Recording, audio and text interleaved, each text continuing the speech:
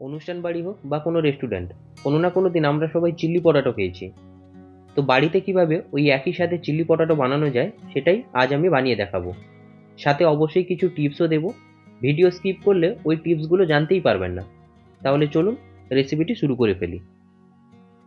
তো আজকে এই চিলি পটাটো বানানোর জন্য আমি মিডিয়াম সাইজের 3টে আলু নিয়ে নিয়েছি। এবার একটা আলু নিয়ে ছুরির সাহায্যে এই চারদিকটায় প্রথমে একটু সমানভাবে কেটে নিব। আপনারা হয়তো ভাবছেন এই আলু কাটা দেখানোর কি আছে।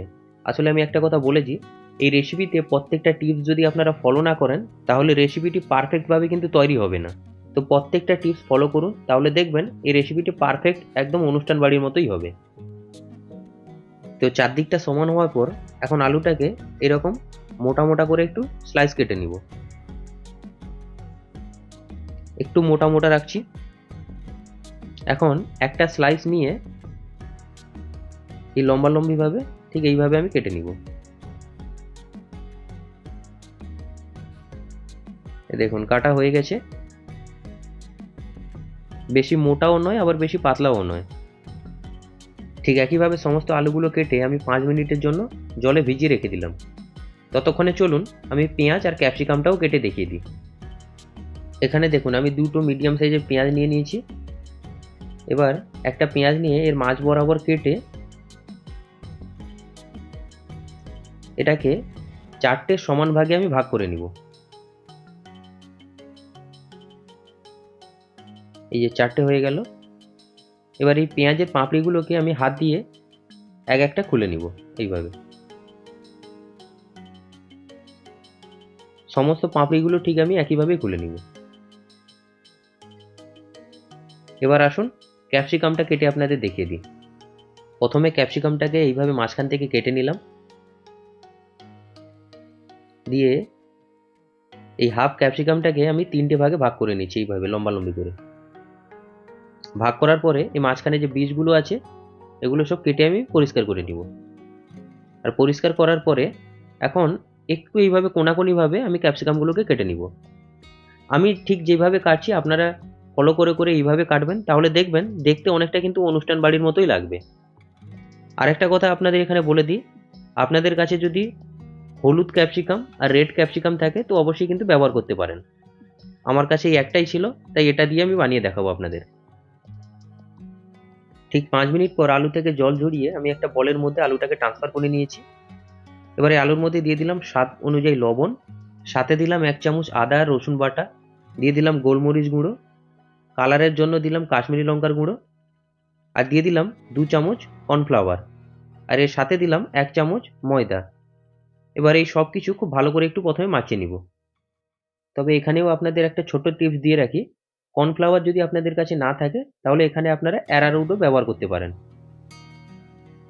তো সব কিছু কিন্তু আমি খুব ভালো করে মাখিয়ে নিলাম। আর দেখুন এখন আমার কোটিংটা কত সুন্দর হয়েছে, একদম পারফেক্টভাবে কোটিং হয়ে গেছে। তো আলুটাকে ফ্রাই করার জন্য আমি কিন্তু একটা কড়াইতে আগে থেকে তেল গরম করতে বসিয়ে দিয়েছিলাম। তেলটা কিন্তু খুব ভালোভাবে গরম হয়ে গেছে। এবার এক একটা আলু নিয়ে এই তেলের মধ্যে আমি দিয়ে দিব। একসাথে দিতে যাবেন না, তাহলে কিন্তু জড়িয়ে যেতে পারে। এইভাবে একটা একটা করে দিয়ে এটাকে খুব ভালোভাবে একদম ভেজে নিব। বন্ধুরা আপনারা একটা জিনিস লক্ষ্য করবেন, অনুষ্ঠান বাড়িতে বা কোনো রেস্টুরেন্টে চিলি পটাটোগুলো কিন্তু অনেকটাই ক্রিস্পি হয়। তো এটা কিভাবে ক্রিস্পি করা হয় সেটাও আমি আপনাদের একটু পরে আমি দেখিয়ে দিচ্ছি। এখন দেখুন আলুগুলো আমার ভাজা হয়ে গেছে। এবারে আলুগুলোকে একটা প্লেটের মধ্যে আমি তুলে নিব। প্লেটে কিন্তু আগে থেকে আমি টিস্যু পেপার দিয়ে রেখেছি, এর উপরে আমি তুলে নিলাম। ঠিক একইভাবে সেকেন্ড ব্যাচের আলুগুলোকে ভেজে নিয়ে আমি আলুগুলোকে খুব ভালো করে একটু ঠান্ডা করে নিব। আচ্ছা এখানে আপনাদের একটা ছোট্ট টিপস দিয়ে রাখি, রেস্টুরেন্টে দেখবেন চিলি পটাটোগুলো খেতে অনেকটাই কিন্তু ক্রিস্পি হয়। তো এটা ক্রিস্পি করার জন্য আলুটাকে ঠান্ডা করে নেওয়ার পর আবার এটাকে সুপার ফ্রাই করে নিতে হয়। দেখুন ঠান্ডা হয়ে গেছে এখন নরম। তো এটাকে সুপার ফ্রাই করে নিতে হবে, একদম গরম তেলে 2 মিনিট মতো আবারও ভেজে নিতে হবে। এতে করে আলুটা কিন্তু অনেকটা ক্রিস্পি হয়ে যাবে। তো আমি সমস্ত আলুগুলো দিয়ে আবারও 2 মিনিট আমি ফ্রাই করে নিব। এখন চিলি পটাটো চিলিটা তৈরি করার জন্য একটা কড়াই বসিয়ে নিয়েছি। আর আঁচটাকে একদম হাইতে রেখে এর মধ্যে দিয়ে দিলাম সামান্য একটু সাদা তেল। তারপরে দিয়ে দিলাম একটা মিডিয়াম সাইজের পেঁয়াজ কুচি, দিয়ে দিলাম রসুন কুচি, আর দিলাম আদা কুচি। এবার হাই ফ্লেমে এটাকে 1 মিনিট মতো আমি একটু ভেজে নিব। বেশি নয়, মাত্র 1 মিনিট মতোই আমি একটু ভেজে নিব। ভাজা হয়ে গেলে এখন আমি এর মধ্যে দিয়ে দিব ধনেপাতা কুচি, 4-5টা দিয়ে দিলাম কাঁচা লঙ্কা চেরা, আর দিয়ে দিলাম আগে থেকে কেটে রাখা পেঁয়াজ আর ক্যাপসিকাম। এই পেঁয়াজ আর ক্যাপসিকামটা দিয়ে হাই ফ্লেমে আবারও কিন্তু 1 মিনিট আমি ভেজে নিব। তবে বেশি ভাজতে যাবেন না, বেশি ভাজতে গেলে এই ক্যাপসিকাম আর পেঁয়াজটা কিন্তু গলে যাবে। ক্যাপসিকাম আর পেঁয়াজটা একটু কাঁচা কাঁচা থাকলে, হালকা একটু ক্রিস্পি থাকবে, তাহলে এটা খেতে বেশ দুর্দান্ত লাগবে, একদম অনুষ্ঠান বাড়ি বা রেস্টুরেন্টের মতোই লাগবে। তো জাস্ট আমি 1 মিনিট মতো এটাকে আবারও ভেজে নিলাম। তারপর দিয়ে দিলাম সামান্য একটু জল, দিয়ে দিলাম স্বাদ মতো লবণ, গোলমরিচ গুঁড়ো, দিয়ে দিলাম কাশ্মীরি লঙ্কার গুঁড়ো, সয়া সস, এরপর দিয়ে দিলাম সামান্য একটু ভিনিগার, আর দিলাম চিল্লি সস। আপনাদের কাছে রেড চিলি সস থাকলেও আপনারা ওটা দিতে পারেন। এরপর দিয়ে দিলাম টমেটো সস, আর সবশেষে দিয়ে দিলাম সামান্য একটু কর্নফ্লাওয়ার। এবার সব কিছু খুব ভালোভাবে আবার একটু মিশিয়ে নিয়ে যখনই দেখবো মিশ্রণটি একটু ফুটতে শুরু করেছে, তখনই এর মধ্যে আমি ভেজে রাখা আলুগুলো দিয়ে দিব। দিয়ে খুব ভালো করে কিন্তু সব কিছু মিশিয়ে নিব। আবারও বলছি, ফ্লেমটা কিন্তু একদম হাই রাখতে হবে। আলুটা দিয়ে কিন্তু আমি খুব ভালো করে সব কিছু মিশিয়ে নিচ্ছি। মেশানো হয়ে গেলে এখন ওপর থেকে আমি দিয়ে দিব সামান্য একটু স্প্রিং অনিয়ন, আমি এইভাবে কেটে নিয়েছি, দিয়ে দিলাম।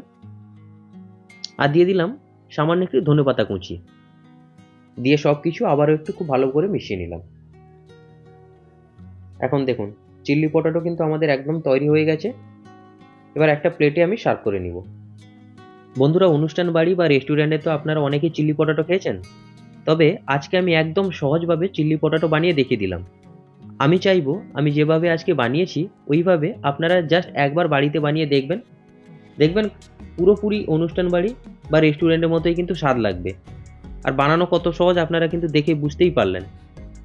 এবার ওপর থেকে গার্নিশের জন্য আমি অল্প একটু স্প্রিং অনিয়ন দিয়ে দিলাম, আর দিয়ে দিলাম সামান্য একটু ধনেপাতা কুচি। এবার দেখুন এই ডিশটা কতটা সুন্দর লাগছে দেখতে। ঠিক এরকম ডিশ আপনারা কোনো রেস্টুরেন্টে খেতে গেলে অনেকটাই কিন্তু টাকা খরচ হয়ে যায়। আমি দেখুন একদম অল্প খরচে ঠিক সেম ডিশ আমি আপনাদের বানিয়ে দেখিয়ে দিলাম। আমি একটা তুলেও দেখাচ্ছি, দেখুন কতটা সুন্দর হয়েছে। এই দেখুন কতটা সুন্দর হয়েছে, আশা করি দেখে বুঝতে পারছেন।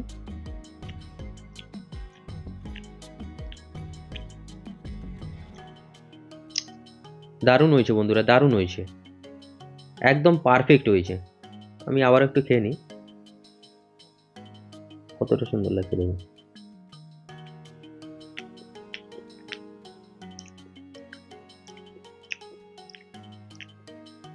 পারফেক্ট লাগছে বন্ধুরা, পারফেক্ট, একদম রেস্টুরেন্টের মতোই লাগছে।